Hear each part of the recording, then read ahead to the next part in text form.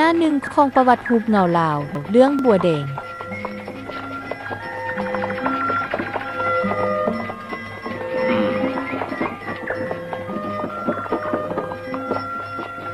มาแต่ใส่น้อไอ้บ่าวเอ้ยมาจะไปช่วยเวียกเงินพี่น้องนั่นลุงเอ้ยพอไปน้ำได้เลยลุงเด้ดีแล้วบ่เป็นนุ่มเป็นแน่ช่วยพี่ช่วยน้องทำมันดีได้ละเลยช่วยกันนั่นแหละเอาคนลาวคือกันสิ้นเงินเหนือเผือกเงินใต้นะลุง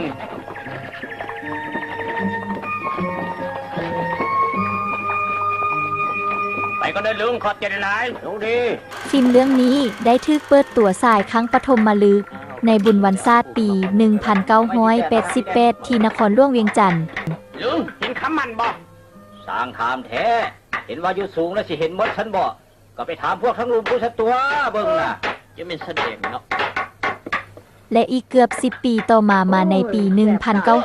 1997 ฟิล์มเรื่องนี้ได้รับรางวัลพิเศษจากคณะกรรมการในบุญมโหฬารฮูบเงาอาซีตะเวนออกเฉียงใต้ครั้งทำอิฐที่พนมเปญ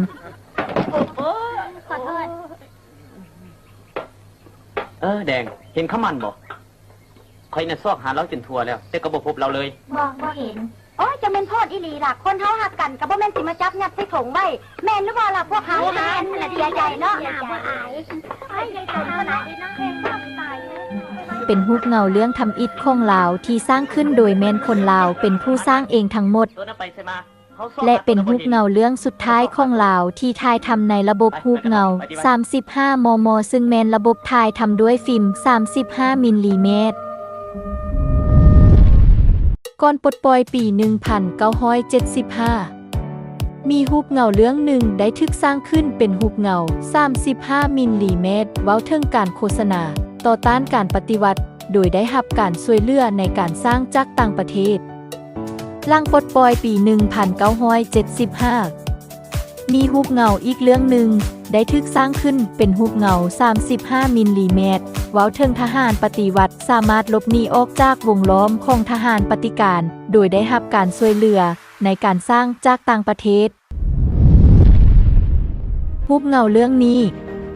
เว้าถึงนางหนึ่งที่ชื่อว่าบัวแดงที่ถูกบังคับให้แต่งงานกับลูกชายคนรวยผู้หนึ่งในหมู่บ้านหลังจากที่คนหักของบัวแดงได้ตนหนีเข้าป่าไปเนื่องจากว่าพวกปฏิการได้เข้ามาจับกลุ่มเอาไทยบ้านไปหลายคนในสมัยสงครามก่อนการปลดปล่อยปี 1975 แล้วเรื่องมันจะเป็นไปแนวใด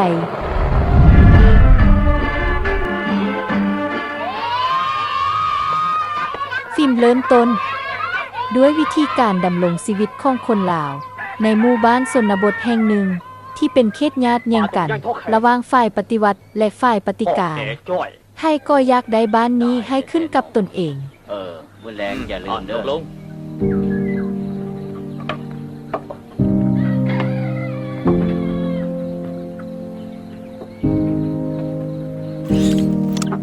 มาแล้ววะมีโตบักใหญ่เอาไปเมียนซะลุง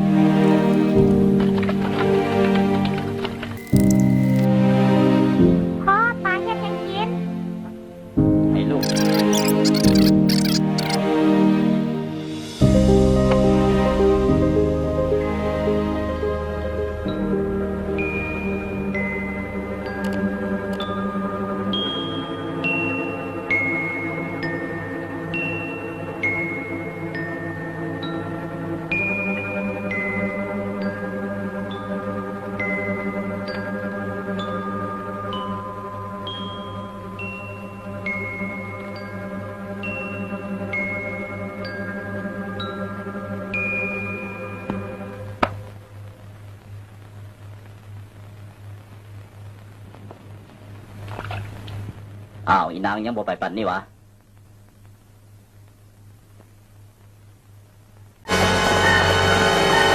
ไปเลยพวกสูไว้เลยคนหนึ่งไปทางนี้อีกคนหนึ่งไปทางนั้นเลยเขา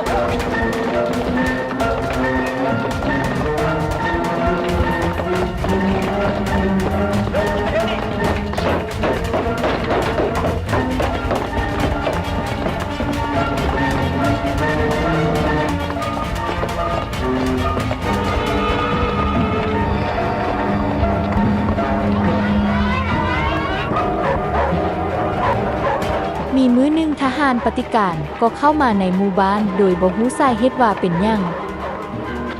พวกเขามาจับเอาชาวบ้านไปหลายคน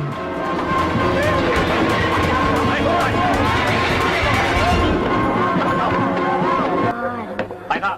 ไป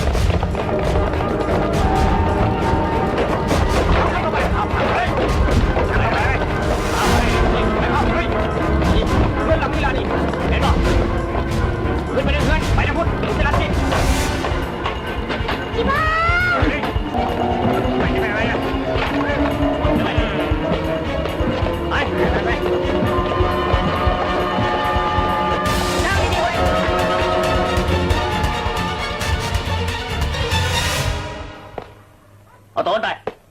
ไปเลยขึ้นรถไปครับไปยังดีๆได้เขาตัวฉันมันกระฟุดกระฟัดอยู่นี่พูดได้ปักเต้ายังดีๆคนบ่มักดีจริงๆเลยไปเอาตัวไปเขาแล้วเป็นไผบอกมึงเสือกเป็นใจแนวลาวขนาดเขาบอกไม่ปักเขาบอกไม่ ในนั้นมีพ่อของคำมั่นก็ทึกจับไปเส้นเดียวกัน ซึ่งเหล่าบ่ฮู้เรื่องฮู้เหล่ายังหมด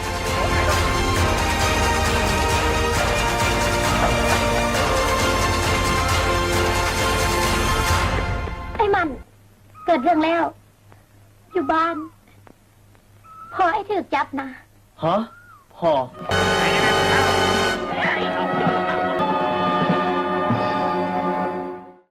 พากันนั่งอยู่นี่นะออกคุ้มคิดคุ้มหินซอยกันมั้งแน่นอนเดี๋ยวนี้พวกเขากลับเข้าบ้านบ่ได้แล้วขันเขาบ้านบ่ได้ก็มีทางเดียวพวกเขาต้องเข้าไปอยู่ในป่าดีหรือบ่นะฮะแม่ไหนถือก้อนเลยเนาะแก้วออกคุ้มหินซอยพวกหลานนี่ดูลุงรายงานคนน่ะจับได้แต่พอมันลูกชายมันบ่เห็นออนไป ส่วนคำมั่นและหมู่คู่บังเอิญไปประชุมลับกับลุงแก้วอยู่ที่เที่ยงนา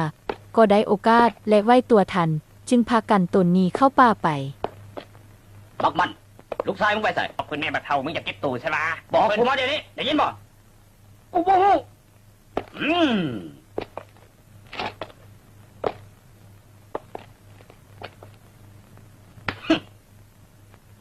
ออนไปโดย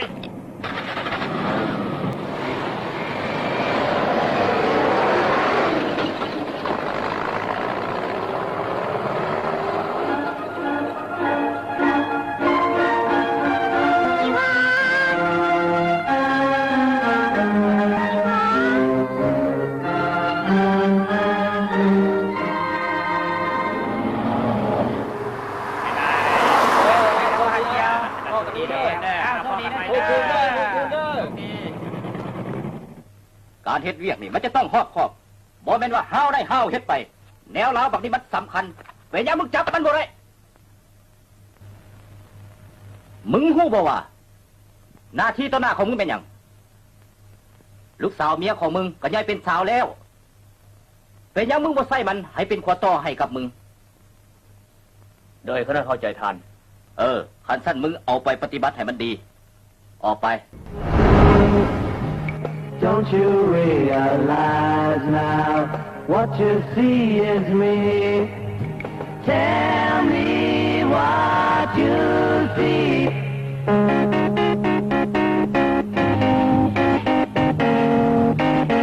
นายสมหลังจากที่บ่สามารถจับกลุ่มคำมั่นได้ก็ทึกหาย แล้วลาวก็มาระบายอารมณ์ความเครียดของลาวที่บาเต้นลำแต่ก็หมุดมิดอยู่บ่ได้แล้วก็ครอบหมู่นี่ไป อ้าวแต่ยังคือเฝ้าฟังแท้เขามีเวียกจะต้องเฝ้าไปนะไปมื้อหน้าพ่อกันไหมหา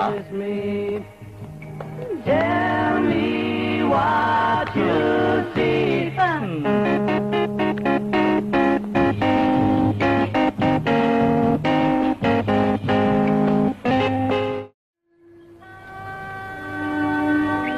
กลับมาที่หมู่บ้าน หลังจากเหตุการณ์จับกลุ่มในครั้งนั้น หมู่บ้านก็มิดเงียบหลายครอบครัวก็ยังเป็นห่วงหาพ่อแม่พี่น้องหมู่คู่ของตนเองอยู่ว่าจะกินอยู่จังใดแต่ก็ต้องได้ดำเนินชีวิตต่อไปอย่างระมัดระวังตัวขึ้นตึม เอานี่พวกหลานเอ้ยใบปิวปัญหาสำคัญแล้วแม่นให้พวกเขาระมัดระวังตัวขึ้นเติม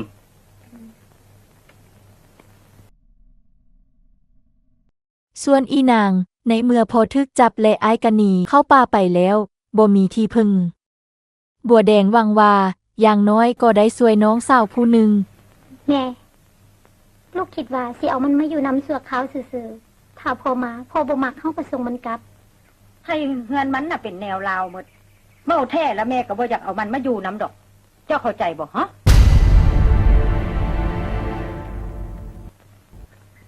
นางเสื้อแดง บัวแดงหมดหนทางแต่ก็คิดได้ว่ายังมีลุงแก้วบัวแดงก็เลยพาอีนางไปฝากไว้นำลุงแก้ว มาอยู่นำลุงก็แห้งดีว่าแต่ว่าอีนางขอสิมาอยู่นำลุงบ่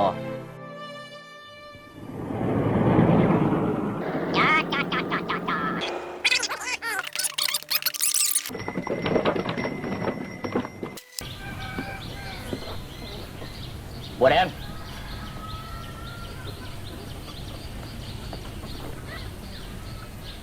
แม่อยู่เฮือนพุ่นเด้เล่าถ่าจะอยู่ เอาเป็นยังจึงว่าสั้นนี่พอมีของต้อนนะบัวแดงบ่มักวะนี่แต่เครื่องแต่งหน้างาม ลูกบ่ต้องการ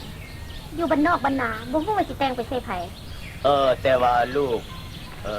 เอาให้แม่ซะพอเพิ่นมักแต่ง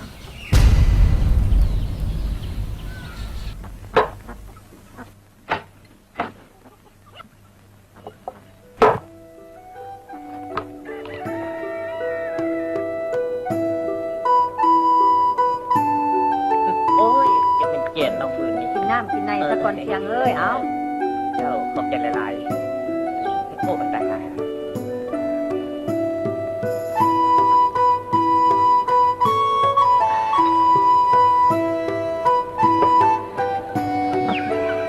โอ้ยพอแล้วลูกปะไว้นี่ล่ะก็ต้องพาอีกดอกเท่านี้แหงซะบัวแดงเอ้ยมาคนพื้นซอยอ้ายดูมาแม่ลูกเอ้ยปะซะก่อนหมู่คณะ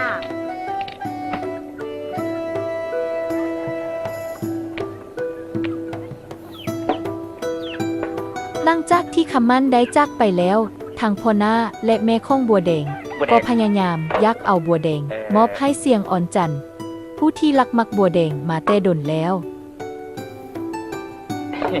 บัวแดงถ้าพื้นน้องเบิดย่ำใดนะบอกอ้ายเด้อไอ้สิมาพา เสียงอ่อนจันทร์ก็พยายามอย่างเต็มที่ยักจะเอาชนะใจบัวแดง บัวแดงน้องบ่ต้องเฮ็ดปล่อยอ้ายเฮ็ดผู้เดียวก็ได้น้องไปตำหูไปซะแม่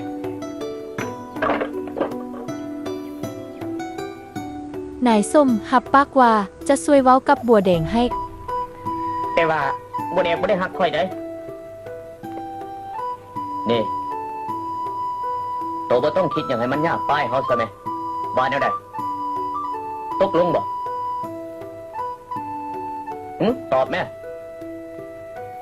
และเสียงอ่อนจันทร์ก็ไปบอกกับแม่และแม่ของเสียงอ่อนจันทร์ก็อยากได้บัวแดงมาเป็นลูกไผ่คือกัน นายส้มก็บอกให้แม่เว้ากับบัวแดงช่วยอีกทางหนึ่ง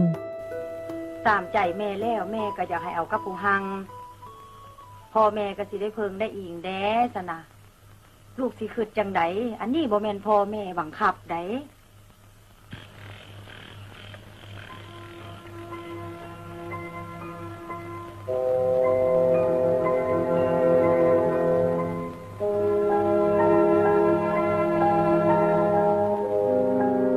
บัวแดงบ่มัก ที่ไผๆก็มาสู่สีเว้านำเหล่าแบบนั้น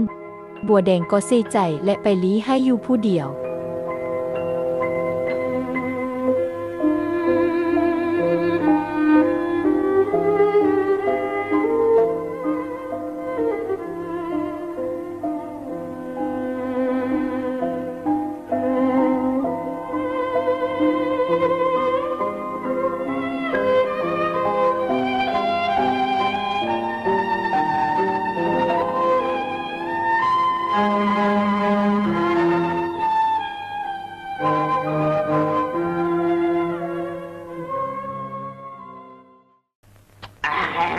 ให้กูจักหยอกตีนอีกนะพวกเสือน้ำมัวตายจะกินอยู่ขนาดเบิ้งแม่นี่นะแนวเล้าแล้วเขาวันไปปิว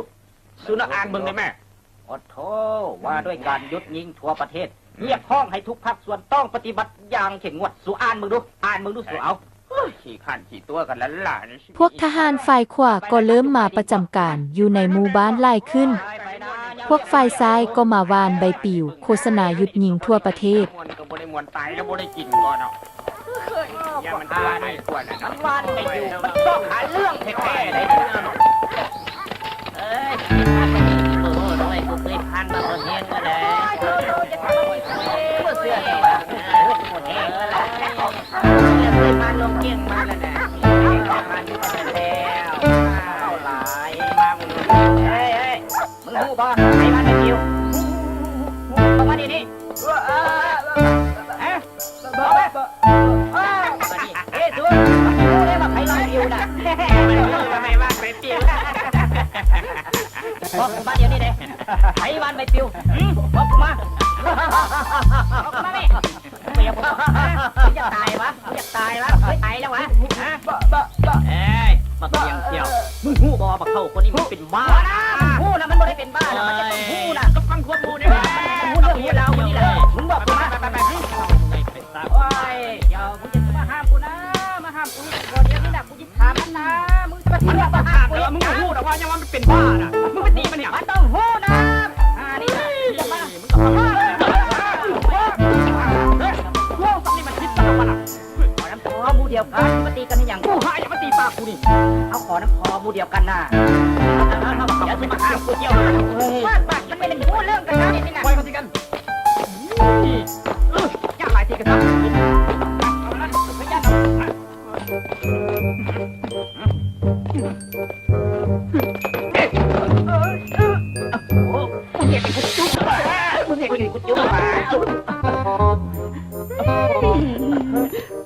ปล่อยกูเชื่อกูจะไปเหยียบมัน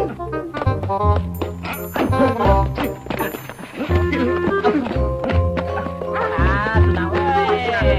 จับลูกตีกันปล่อยกูแต่งยังไงคนเดียวนะทำอะไรมึงเก่งวะมึงเก่งวะปล่อยกูแม่ตีปากมันยิงนี่นะจะตีกันละ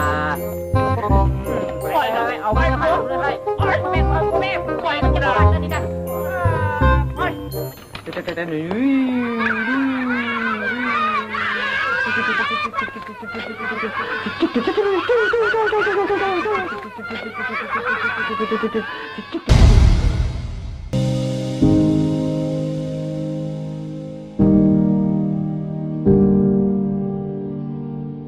นถึงปัจจุบันบัวแดงก็ยังบ่ได้รับข่าวใดๆจากคำมั่นแต่ก็มีข่าวดีจากคำหวานกับแฟนว่าพวกเขาจะแต่งดองกันในวัยนี้ ส่วนลุงแก้วก็จะได้ออกเดินทางไปสมทบกับฝ่ายกำลังปฏิวัติอยู่เขตปลดปล่อย นี่คำบาดพวกเขาสิเฮ็ดหยังสิเว้าหยังพวกเขากระสร้างเขาบ่ต้องสนใจมันเข้าใจบ่ ถึงแนวใดก็ตาม พวกบัวแดงก็ยังพยายามจะส่งเครื่องข้องไปให้เขตปลดปล่อย นายส้มหลังจากเห็นเหตุการณ์ก็ไปบอกพวกทหารมาจับ อันนี้มันกระตาด้วยของไว้เด้อนี่นะเคยส่งจดหมายการนี้ให้น้องแดงเจอไอ้ไหม โอ้ยาวไอ้ที่ส่งไปถึงมือเลยเชื่อไอ้ตัว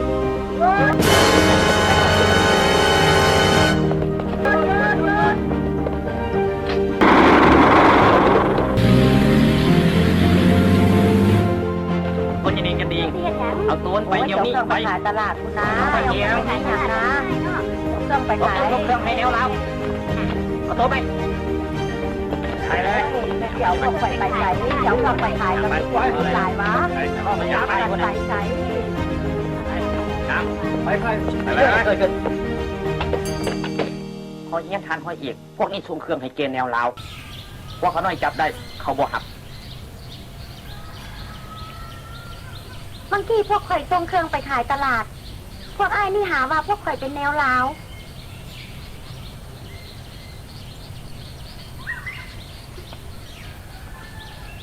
พวกเจ้าหู้บ่คนนี้แหละจะเป็นเมียข่อยในมอนี้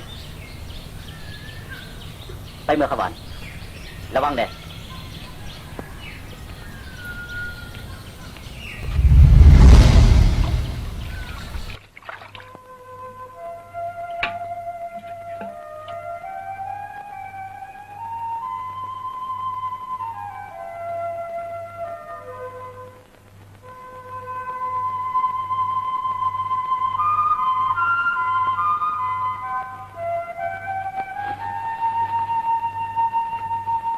ตั้งแต่นั้นมานายส้มก็ติดตามบัวแดงทุกบาทก้าวบ่ว่าจะไปใส่และเฮ็ดหยัง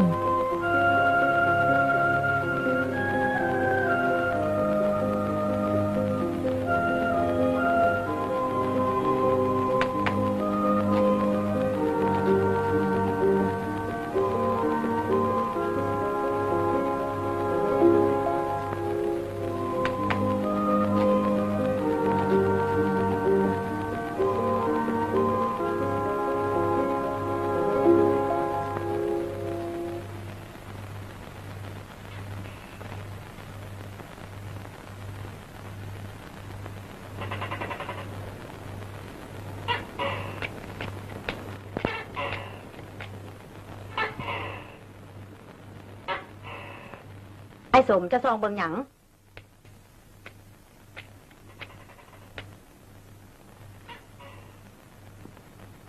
จะซองเบิ่งหยังคอยคือบ่เห็นหยังบอก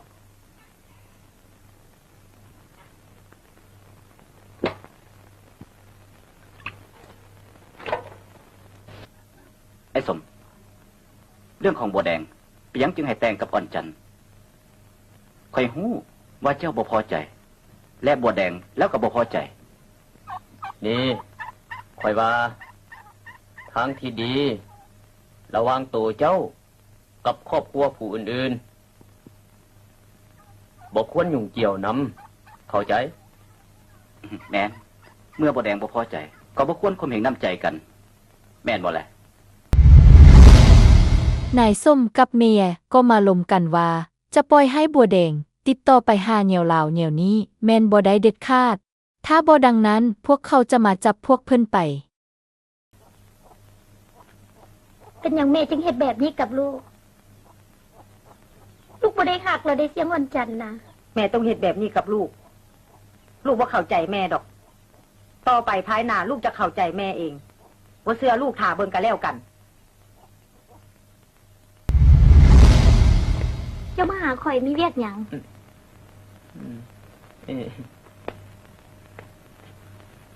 เอาหมักน้ำนม เอา บ่จำเป็นมันขาดแล้ว เสียงอ่อนจันทร์ก็พยายามเฮ็ดดีกับบัวแดงทุกคูปแบบ แต่บัวแดงก็บ่มีใจให้ไผอีกแล้ว เป็นหยังบ่มีใครเข้าใจข่อยท่านเจ้าเด้บ่เข้าใจข่อยวะ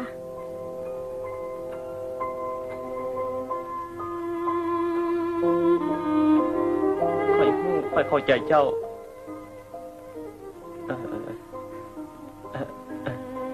เอาหมักน้ำนม เจ้าบอกว่า ปล่อยข่อยอยู่ผู้เดียวได้บ่ ได้ ได้ ค่อยไปกันเลยได้ซะเนอะ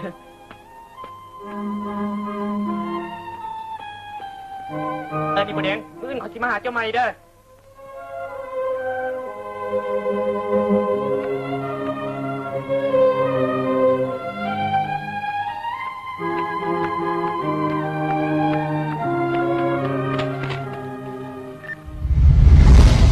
ต่อมาก็แมนพิธีสู่ขอระหว่างบัวแดงกับเสียงอ่อนจันทร์โดยแมนพ่อแม่เฒ่าแก่เพิ่นตกลงกันเองทั้งหมดทุกอย่าง บัวแดงหมดหนทางบ่มีทางออก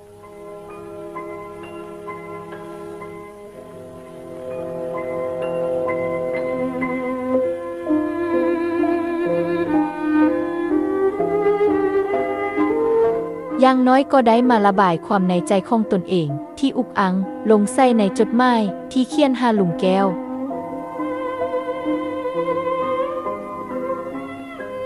ลุงแก้วหลานเจ้าของห้องลุงว่าเป็นพอสิได้บ่เพราะว่าพ่อแม่ของหลานได้ขายหลานให้กับคนอื่นไปแล้ว เป็นหยังลุงจึงบ่เอาหลานไปนำคือปล่อยให้หลานต้องต่อสู้กับความบ่เป็นธรรมอยู่ผู้เดียวคือแนวนี้ลุง พวกแม่ของทั้งสองฝ่ายทั้งแม่บัวแดงและแม่เสียงอ่อนจันทร์ก็จะได้เข้าไปในเวียงจันทร์เพื่อไปซื้อเครื่องซื้อของมาเตรียมงานดองในเมื่อเมย์บอยู่นายส้มก็ยากเฮ็ดคือว่าแม่บอยู่นูเต้นก็ตัดสินใจเข้าไปหาบัวแดง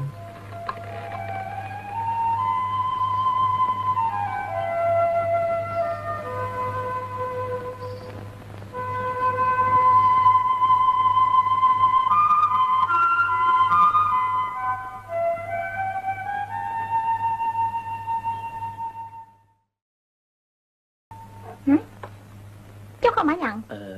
คือคอย โอ้ย มันเป็นแนวใดก็ลดนี่ สวยป่านนี่ก็ยังบ่ทันมาเถื่อโอ้ยก็จะให้หลายท้อ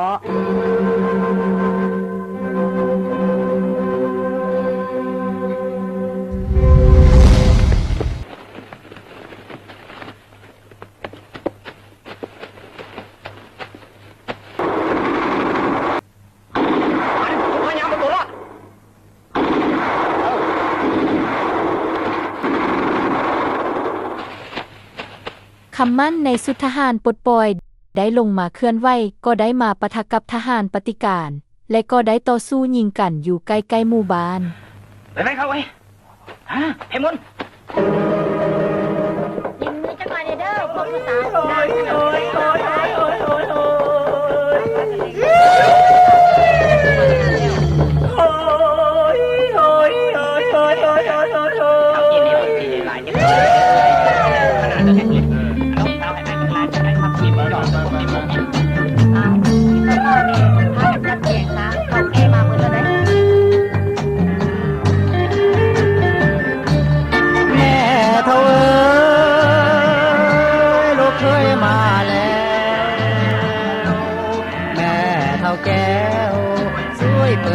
ประตูให้แด่มือสั่นวันดีเพื่อนฝูงและเท่าแก่พร้อมพากันแห่ลูกเขยแม่ส่งมา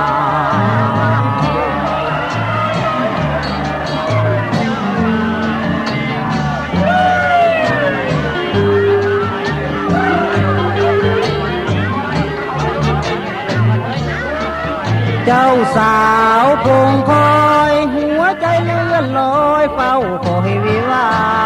โอ้นวลน้องเปิดประตูทองท่าโอ้นวลน้องเปิดประตูทองท่าเตรียมเข้าวิวาสมปรารถนาดังใจ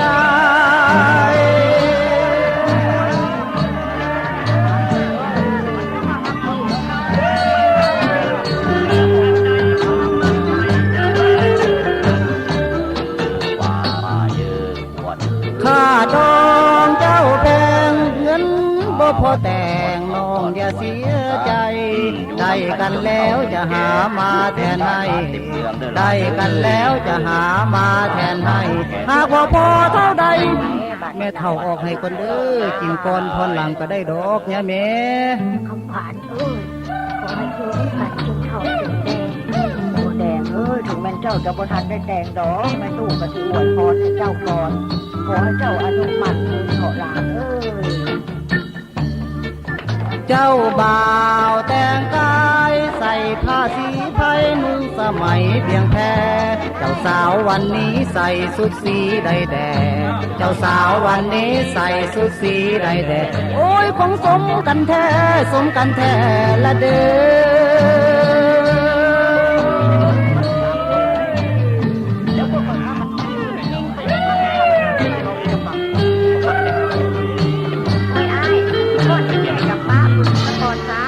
มาฟ้อน ป้อนก็คือกับปลาปืนฉันเอาไว้ฉันเอาไปเมียนไปเด้อระวังเด้อ นี่ได้3 คน เบิ่งเมียนฟังเบิ่ง แต่อาวุธครบมือได้ฮู้บ่ โอ้ คอยแน่ใส่ยิงบักที่1ตายคาหมอง บักที่2ติวลงคือกันกับนก บักที่3ตายคาที่อีก เจ้าเสือบ่คอยมีพยานหลักฐานคักแน่ได้เพื่อเอามาพิสูจน์ให้พวกเจ้าเบิ่งแม่นี่เป็นบ่นี่หมอนี่มันเจ้าฮู้แล้วบ่แต่เป็นอย่างมันจะเป็นแนวเราสุดท้ายมันก็มาตายทิ่มล่าเลยเบิ่งแม่เลือดเต็มไปหมดเลยนี่ ข้าพเจ้าขออนุญาตเว้าออกนอกเรื่องน้อยหนึ่ง คือว่านักแสดงในซากงานดองนี้ แม่นพนักงานมาจากโครงงานสร้างฟิล์มหุบเงา และกระทรวงแถลงข่าวและวัฒนธรรม เกือบทั้งหมด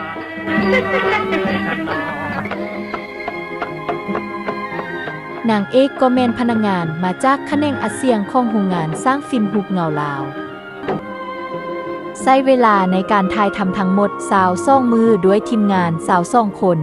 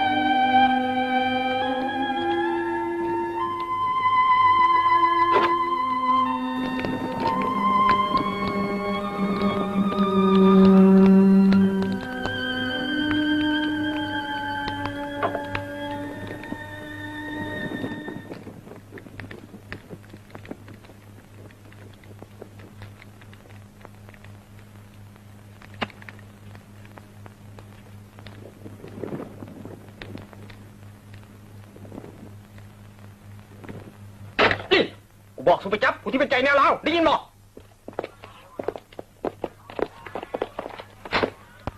มึงบ่ยากหูหน้าที่ของสุแต่ละคนเมื่อแล้วแม่นบ่ ด้วย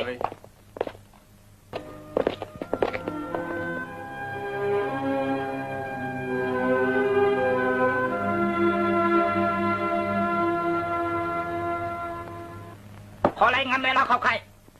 แนวเราเข้าบ้าน เม่นแถวอ่ะ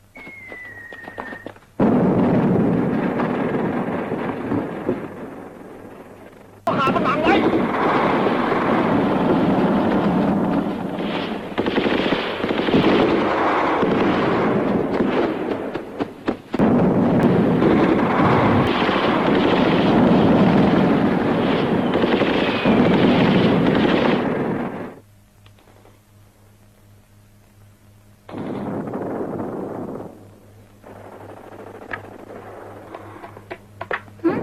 ิไปใส่ เจ้าเสียดหยัง มานี่ก่อน มานี่ ไปไป เดี๋ยวเราเข้าบ้านเด้อเดี๋ยวเราเข้าบ้านเดี๋ยวเราเข้าบ้านเดี๋ยวเราเข้าบ้านเด้อ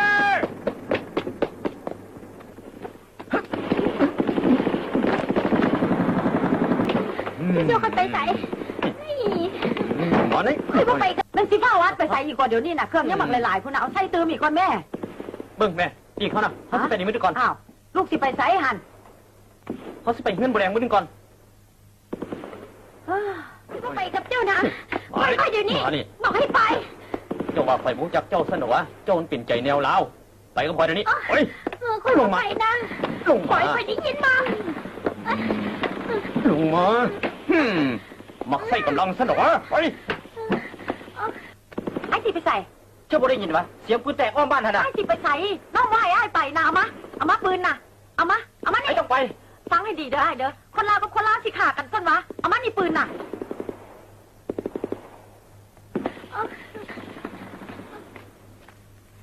ไปย่างไปเอาไอ้สมเจ้าเสียนยังบ่แดงกันนะบ่แดง เสียง บ่แดงนี่เดี๋ยวนี้บ่แดงเราคิดจะโดนไปหาแนวลาวข่อยว่าจะพาไปหาเจ้า อย่าไปฟังความลาวไปไปเถอะไอ้เสียง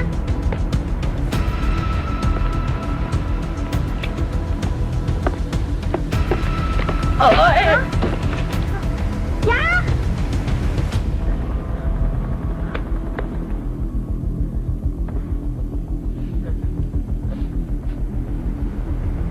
ต้มค่อยว่าคิดว่าเจ้าสิชัวป่านนี้ ไปอย่าเมาไหลดิ ไม่ขายเห็ดแบบนั้นปล่อยลูกคอยเดียวนี่ได้ ไปนอนอยู่ห่างเลยที่สงสารมึง แม่ปล่อยลูกแก ปล่อยมันก็จะมันไปใส่ก่อฮะเป็นบ้าแล้ววะไอ้ตัวฮะปล่อยลูกคอยเดียวนี่ได้ปล่อยโอ้ย เอ้ยแม่ มานี่ ยาปล่อยไปเดี๋ยวนี้ ว้าตัดตัวนี่ฮะตบสว่าไอ้นี่ มันจัดมันเอาปล่อยเดี๋ยวนี้ได้ผมจะเป็นบ้าแล้ววะไปแล้วนี่จะเป็นเด็กแบบนี้ฮะเจ้าตายวะก็ตัวได้บอกเหรอ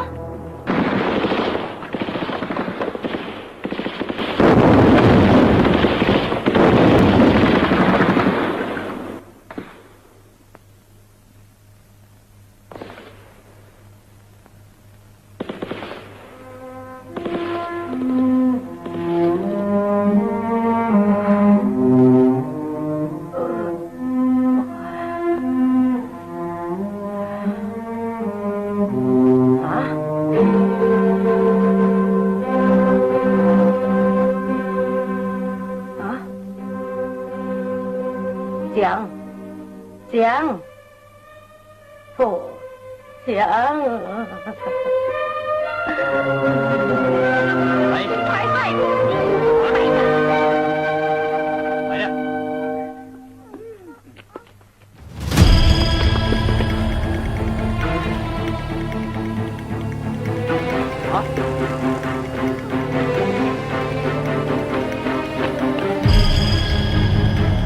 ตาย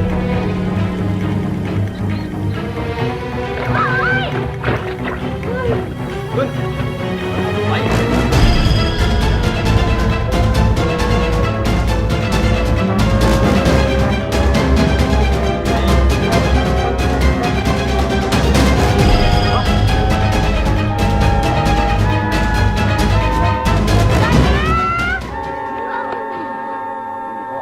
มึงกูจะตายเข้าใจบอก เข้ามาแต่พุทธเสียงอาจารย์ถือขาตาย นี่นะ แม่บัวแดงถือบาดเจ็บ และบ่ฮู้ว่าบัวแดงนายสมพาไปทั้งใดกับบ่ฮู้ ท่านเราต้องนำซอกเขาได้เลย นี่เจ้าเป็นบัวแดงเด้อ ก่อนเด้อไปเข้าไปเอาไปทางวัด นายสมเจ้าหนีไปบ่รอดดอกพวกเขาล้อมไปเบิดแล้ว ไป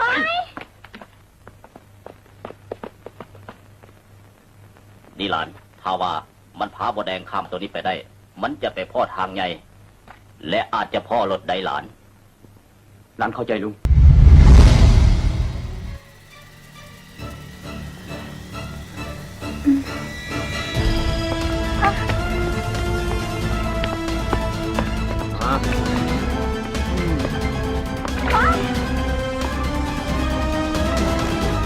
ไปก่อนแม่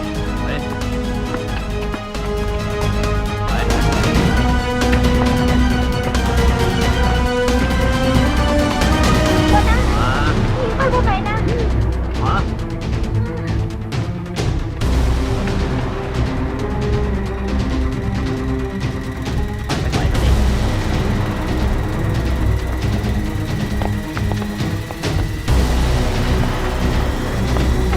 นั่งลงนี่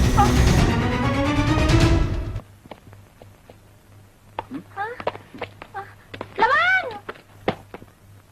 นายสมมอบตัวซะพวกเขาล้อมไปหมดแล้ว ระวัง ปืนห้านี่ก็ได้เดี๋ยวสุขิดหนีนะถ้ามึงตายได้ยินหรือเปล่า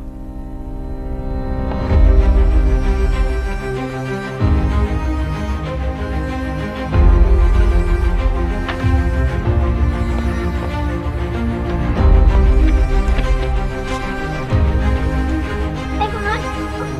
ตรงห้องหามัน เ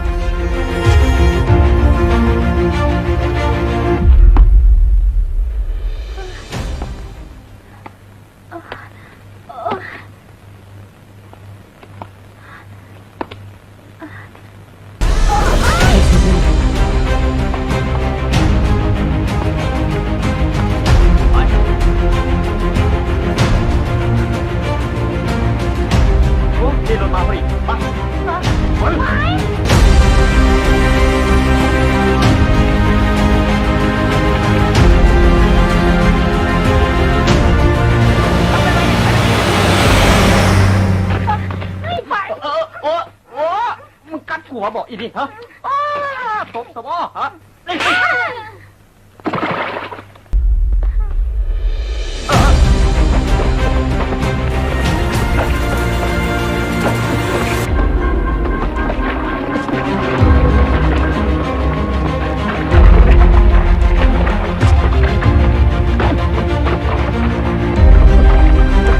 จับไปเลย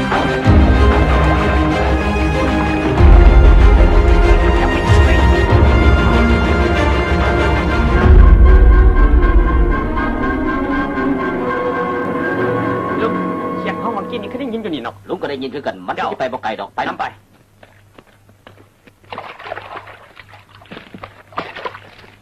ระวังมันได้ปืน หยุดลุกมาขึ้นบัวแดงวางปืนลงเดี๋ยวนี้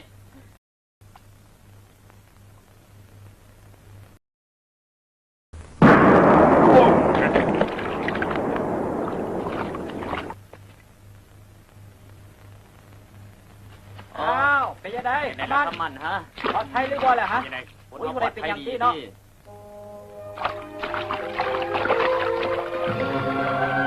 บัวแดง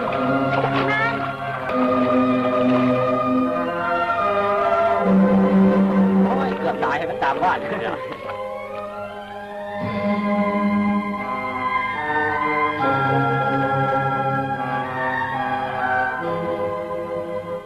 อันนี้แม่น ตอนนี้เรียกอย่างไรมีอย่างโบราณอ้าว เป็นอย่างโบเว้าล่ะ โชคดีปีใหม่ได้อลุงแก้ว